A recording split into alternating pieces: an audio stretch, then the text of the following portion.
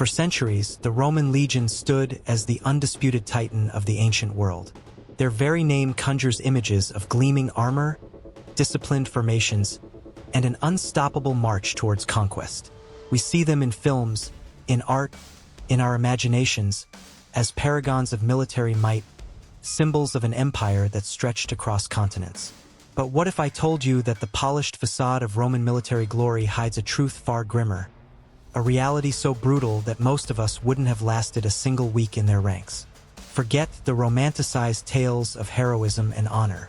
Today, we delve into the unforgiving, soul-crushing existence of the Roman legionary. A life defined by relentless hardship, iron-fisted discipline, and the ever-present shadow of a painful, often anonymous, death. This isn't a story of triumphant battles alone, but of the daily grind, the constant suffering, and the sheer resilience required to survive in an army that demanded everything and offered little in return. From the moment a man swore his oath, he stepped into a meat grinder, a bureaucratic machine designed to chew up and spit out all but the most hardened. So, prepare yourselves, because the reality of being a Roman legionary is far more brutal than any legend. Before a man could even dream of holding a real gladius or standing shoulder to shoulder in a phalanx, he had to be forged. The process of becoming a Roman legionary was less about recruitment and more about a brutal, systematic transformation. Who were these men who willingly stepped into such a crucible? Often, they were the desperate, the landless, the poor seeking a stable income, or those from conquered territories hoping for Roman citizenship. For many, the legion offered the only escape from destitution, a grim promise of a future, however uncertain. Once accepted, the tyro or raw recruit embarked on a journey of physical and mental torment designed to strip away his individuality and mold him into an obedient, efficient killing machine. The cornerstone of this transformation was the march. Imagine this: day after day, week after week, a recruit would march up to 20 Roman miles. That's roughly 18.5 modern miles or 30 kilometers, carrying a pack weighing an astonishing 60 to 80 pounds. This wasn't a leisurely stroll through the countryside. This was a forced march, often under the relentless Mediterranean sun or through biting winter winds, fully equipped with armor, tools, and personal belongings. The blisters, the aching muscles, the sheer exhaustion were constant companions. This wasn't just about covering distance. It was about building an unparalleled level of endurance, a fundamental requirement for an army that moved with astonishing speed across vast territories. But physical endurance was only one piece of the puzzle.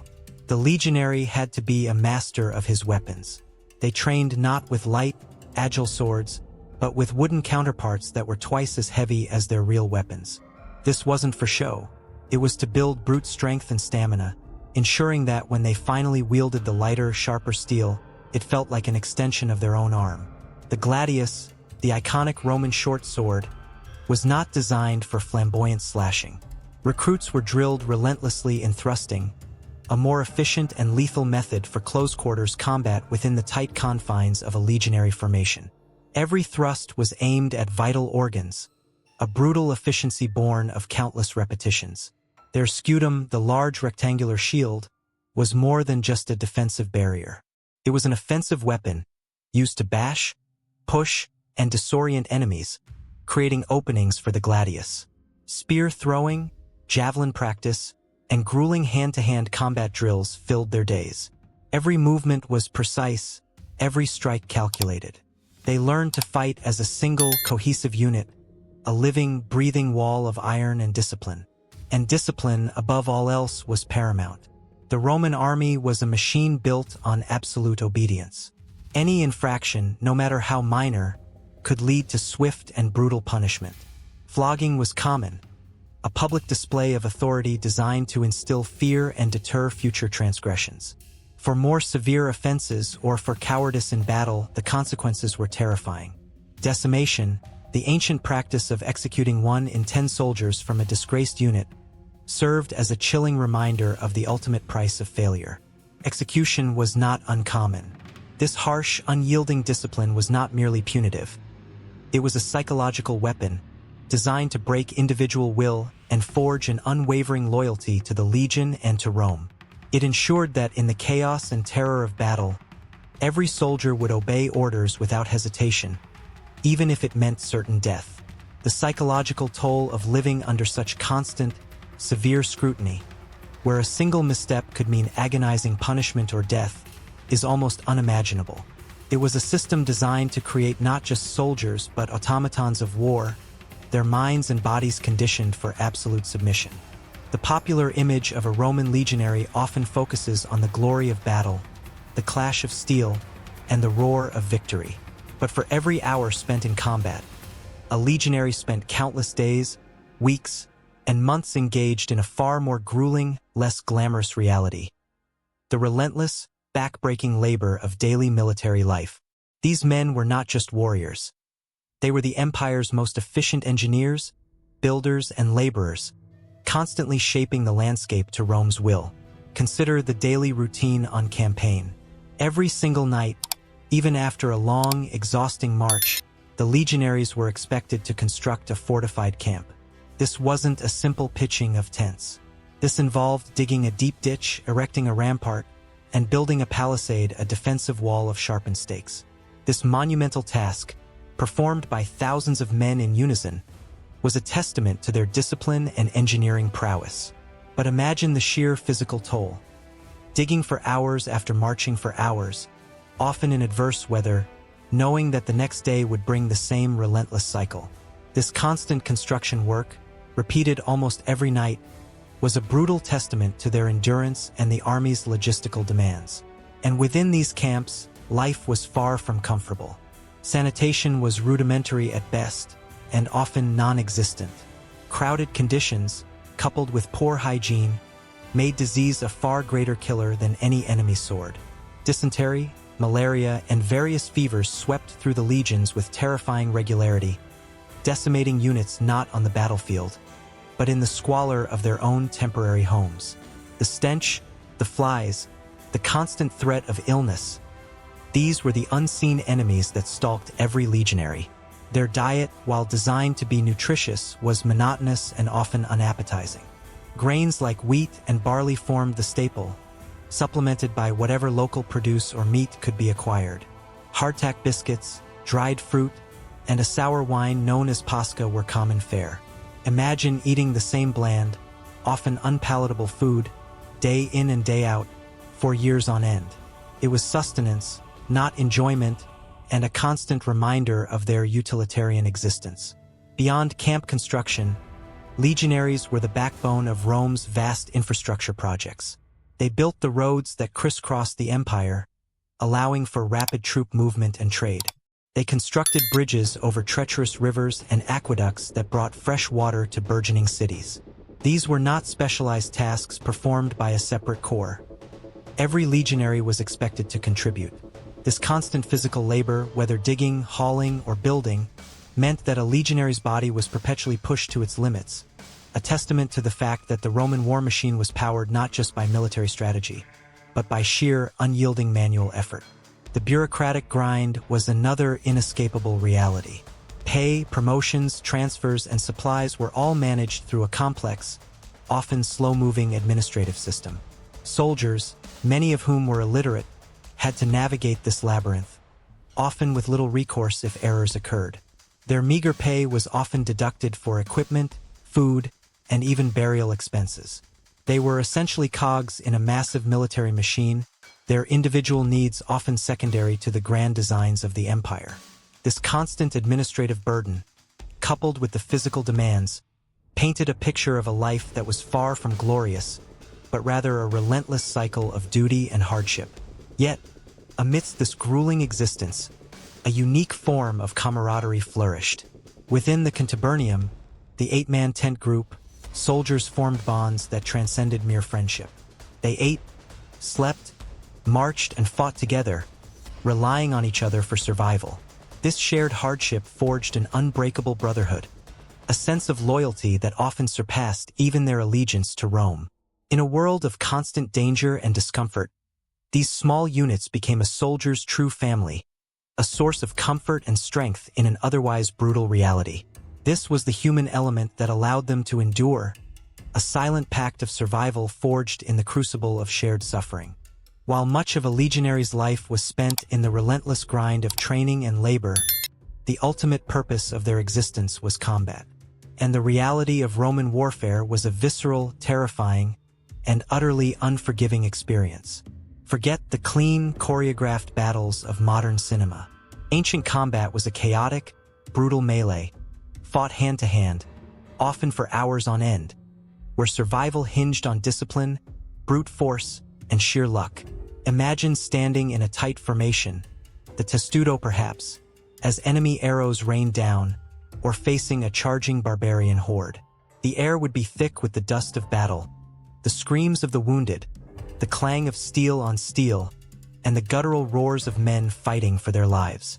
The gladius was designed for close quarters, a stabbing weapon meant to inflict maximum damage in a confined space. Every thrust was a desperate attempt to find a weakness in the enemy's armor, to pierce flesh, to end a life before your own was taken. The scutum became a battering ram, a shield wall that absorbed blows and delivered crushing impacts. Casualties were astronomically high, and the psychological toll of witnessing such carnage, of constantly being on the brink of death, was immense. Many soldiers suffered from what we would now recognize as PTSD, haunted by the horrors they had witnessed and inflicted. And if you were wounded, your prospects were grim. Roman military medicine, while advanced for its time, was still primitive by modern standards. Field surgeons could set bones, stitch wounds, and perform amputations, but the lack of understanding of hygiene meant that infection was rampant. A simple cut could quickly turn into a festering wound, leading to gangrene, sepsis, and a slow, agonizing death. There were no antibiotics, no sophisticated pain management beyond rudimentary herbal remedies. Many soldiers carried the physical scars of battle for the rest of their lives, debilitating injuries that made civilian life a struggle, if they even survived to experience it. But even more lethal than the enemy's sword or spear was the silent killer that stalked every camp and every campaign: disease. Poor sanitation, contaminated water sources, and the close proximity of thousands of men created ideal breeding grounds for epidemics. Dysentery, a horrific intestinal illness, was endemic, weakening soldiers and making them vulnerable to other infections. Malaria, spread by mosquitoes in marshy areas, was another constant threat. These diseases often claimed more lives than combat itself, wiping out entire units without a single sword being drawn. A legionary might survive countless battles, only to succumb to a fever in a muddy, overcrowded camp, far from home and family. Death, therefore, was an ever-present companion. It was not a distant possibility but an intimate reality. Soldiers witnessed their comrades fall, not just in battle, but to illness, accident, and the harsh realities of their existence. Burials were often simple, hasty affairs, mass graves dug on campaign, with little ceremony or individual recognition. The emotional impact of this constant exposure to death, of seeing friends and brothers in arms vanish, must have been profound. It hardened them, yes, but it also left an indelible mark, a deep-seated trauma that few could ever truly escape. The Roman Empire was built on the lives of these men, and their deaths, often unrecorded and unmourned, were the true cost of its expansion. After enduring years of brutal training, relentless labor, and the constant threat of death, what awaited the Roman legionary? The promise of rewards was often the initial lure, a glimmer of hope in an otherwise bleak existence. But the reality of these rewards, and the future they offered, was often far grimmer than the recruitment propaganda suggested. Let's talk about pay. While a legionary received a regular salary, it was meager, barely enough to cover basic necessities. And even that was subject to significant deductions. Soldiers were often charged for their own equipment, their food rations, and even their burial expenses. Imagine fighting and risking your life daily, only to have a significant portion of your earnings clawed back by the very system you served. While there was the tantalizing prospect of plunder from conquered lands, this was highly unpredictable. Often, the lion's share of any spoils went to the officers, leaving the common soldier with little more than scraps. Corruption was not uncommon, further diminishing the financial prospects of the rank and file. Promotion offered a path to social mobility, a chance to rise above one's humble origins. But this path was slow, arduous, and often dependent on factors beyond a soldier's control, such as patronage or sheer luck.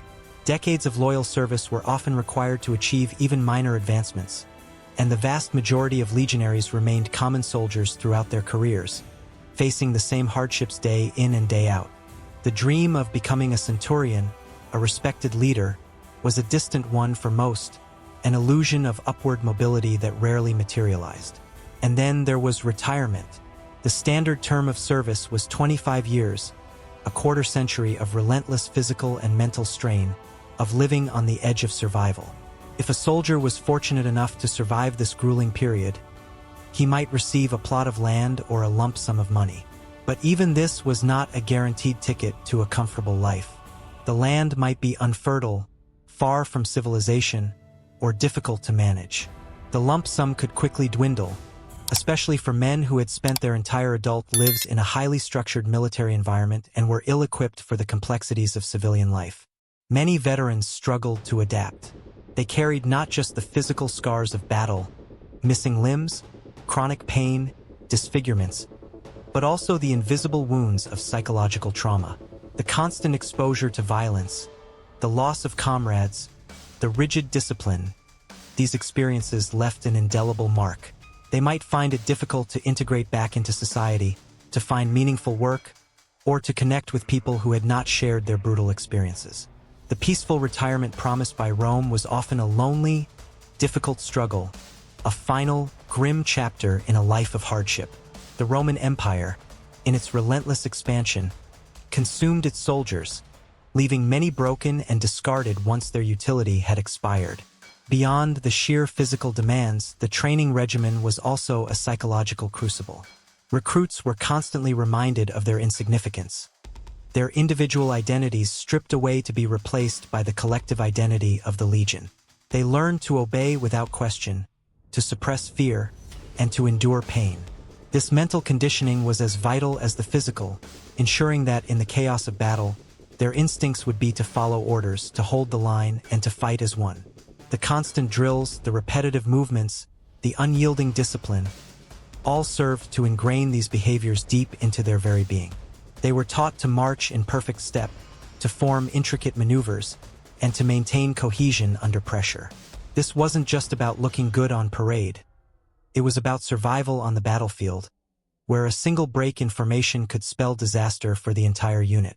The training was designed to create a fighting force that was not only physically superior but also mentally unbreakable, a testament to the Roman understanding of military psychology. Every aspect of their lives, from the moment they woke until they collapsed from exhaustion, was meticulously controlled and directed towards the singular goal of creating the ultimate soldier. This relentless pursuit of perfection, however, came at a steep personal cost, transforming free men into instruments of war, their lives no longer their own. The life of a Roman legionary was a paradox, a brutal, dehumanizing existence that simultaneously fostered an unparalleled sense of brotherhood.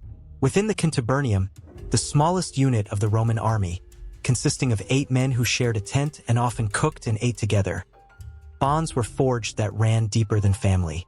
These men lived in each other's pockets, sharing every hardship, every meager meal, every moment of fear and exhaustion.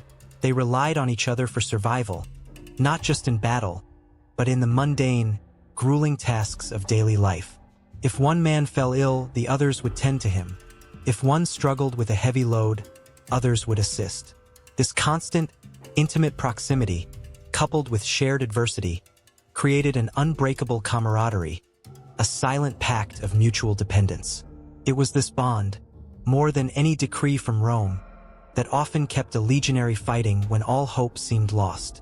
The shared jokes, the quiet conversations, the unspoken understanding, these were the small mercies that made the brutal reality bearable.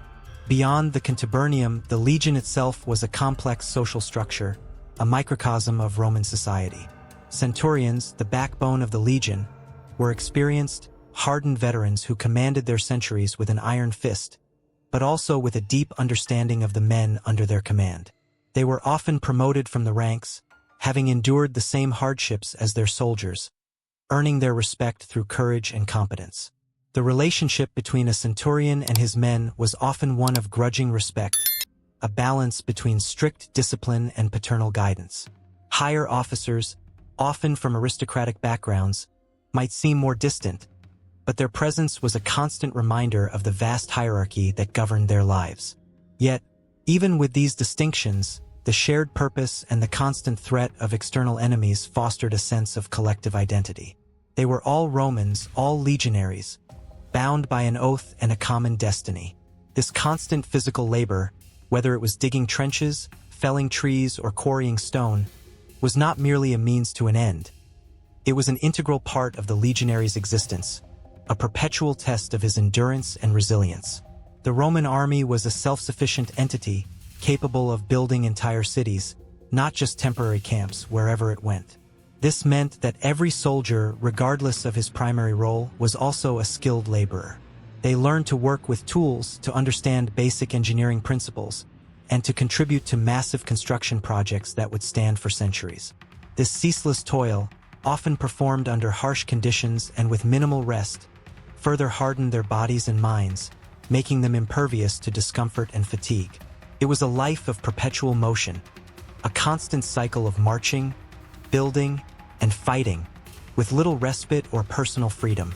The Roman legionary was, in essence, a human bulldozer, relentlessly pushing the boundaries of the empire, one grueling step and one backbreaking task at a time. So, the next time you see a depiction of a Roman legionary, remember the truth behind the polished armor and the triumphant parades. Remember the brutal training that pushed human limits, the grueling daily labor that built an empire, the terrifying reality of ancient combat, and the silent, ever-present threat of disease. Remember the harsh discipline that forged them into an unstoppable force, and the uncertain rewards that awaited those who survived. The Roman Empire was not built on glory alone, but on the backs of these men, the legionaries who endured unimaginable hardships, who sacrificed their bodies, their minds, and often their lives for the glory of Rome. Their story is not just one of conquest, but of immense human resilience, of a brutal reality faced with unwavering resolve. They were the cogs in the greatest military machine the world had ever seen, and their sacrifices, though often overlooked in the annals of history, were the true foundation of an empire that shaped the world. Thank you for joining us on this journey into the brutal reality of being a Roman legionary.